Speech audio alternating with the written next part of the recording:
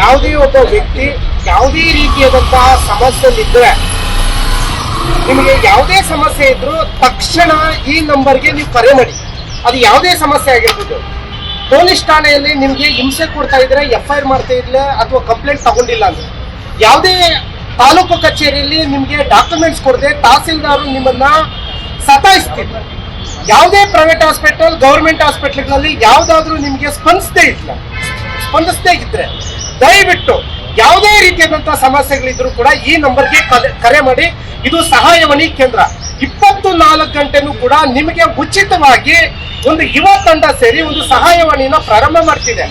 ಗಂಡ ಹೆಂಡತಿ ಸಮಸ್ಯೆ ಇರ್ಬೋದು, ಮನೆಯಲ್ಲಿರುವಂತ ಕಿರುಕುಳ ಆಗಿರ್ಬೋದು, ಹಳ್ಳಿಗಳಲ್ಲಿ ಅಭಿವೃದ್ಧಿ ಇಲ್ಲದೆ ಇರ್ಬೋದು, ತಾಲೂಕು ಕಚೇರಿಯಲ್ಲಿ ನಿಮಗೆ ಸೌಲಭ್ಯಗಳನ್ನು ಕೊಡದೆ, ದಾಖಲಾತಿಗಳನ್ನು ಕೊಡದೆ ಯಾರು ನಿಮ್ಗೆ ಸತಾಯಿಸ್ತಿರ್ತಾರೋ ಅಥವಾ ಪೊಲೀಸ್ ಸ್ಟೇಷನ್ ನಲ್ಲಿ ನಿಮ್ಮ ದೂರುಗಳನ್ನ ತಗೊಳ್ಳದೆ ನಿಮ್ಮನ್ನ ದೂರ ಇಟ್ಟಿರ್ತಾರೋ, ದಯವಿಟ್ಟು ಈ ಸಹಾಯವಾಣಿಗೆ ಕರೆ ಮಾಡಿ.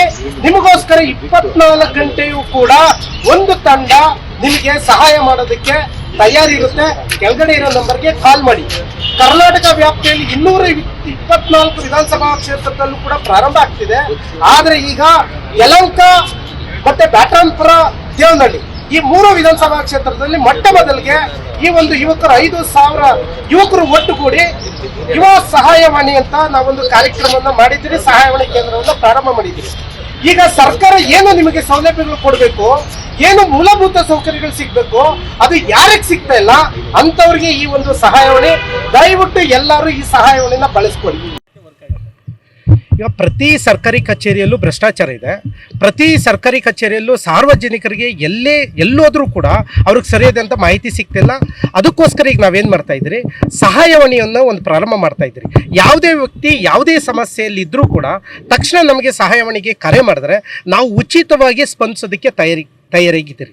ಇವಾಗ ಸುಮಾರು 5,000ದಿಂದ 6,000 ಜನ ಯುವಕರು ಒಟ್ಟುಗೂಡಿ ಕರ್ನಾಟಕದಲ್ಲಿ ಇರುವಂಥ ಭ್ರಷ್ಟಾಚಾರ, ಸುಲಿಗೆ, ಅತ್ಯಾಚಾರದ ವಿರುದ್ಧವಾಗಿ ಹೋರಾಟ ಮಾಡ್ತಾ ಪ್ರತಿಯೊಬ್ಬ ಸಾರ್ವಜನಿಕರಿಗೆ ಪ್ರತಿಯೊಂದು ಗ್ರಾಮದಲ್ಲೂ ಕೂಡ ಸಿಗಬೇಕಾಗಿರುವಂಥ ಸೌಲಭ್ಯಗಳನ್ನು ಸಿಗೋದಕ್ಕೆ ಯುವಕರು ಒಟ್ಟುಗೂಡಿ ಒಂದು ಸಹಾಯವಾಣಿ ಮಾಡೋದಕ್ಕೆ ಒಂದು ಪ್ರಾರಂಭ ಮಾಡಿದ್ದೀರಿ.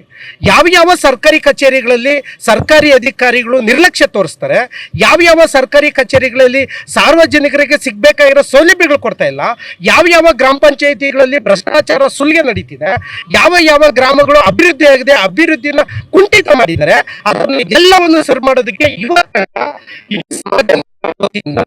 ರಾಜ್ಯ ಮಟ್ಟದಲ್ಲಿ ಸಹಾಯವಾಣಿಯನ್ನು ಪ್ರಾರಂಭ ಮಾಡಿದ್ರಿ. ಈಗ ಸುಮಾರು ಒಂದು 3 ಕಡೆ ಸಹಾಯವಾಣಿಯನ್ನು ಪ್ರಾರಂಭ ಮಾಡ್ತಾ ಇದ್ದೀರಿ. ಇನ್ನು ಉಳಿದಂಥ ದಿನಗಳಲ್ಲಿ ಇಡೀ ರಾಜ್ಯ ಮಟ್ಟದಲ್ಲಿ ಸಹಾಯವಾಣಿನ ಸುಮಾರು 5,000ರಿಂದ 6,000 ಜನ ಯುವಕರು ಒಟ್ಟುಗೂಡಿ ಒಂದು ಹೊಸ ಕರ್ನಾಟಕ, ಹೊಸ ಸಾಮ್ರಾಜ್ಯವನ್ನ ಕಟ್ಟೋದಕ್ಕೆ ನಾವು ಸಿದ್ಧ ಮಾಡ್ಕೊಂಡಿದ್ದೀವಿ. ಸಹಾಯವಾಣಿ ನಂಬರು 7349494444. ಈಗ ದೇವನಹಳ್ಳಿ ವಿಧಾನಸಭಾ ಕ್ಷೇತ್ರ, ಬ್ಯಾಟರಾಯನಪುರ ವಿಧಾನಸಭಾ ಕ್ಷೇತ್ರ, ಯಲಹಂಕ ವಿಧಾನಸಭಾ ಕ್ಷೇತ್ರದಲ್ಲಿ ಪ್ರಾರಂಭ ಮಾಡಿದ್ರಿ.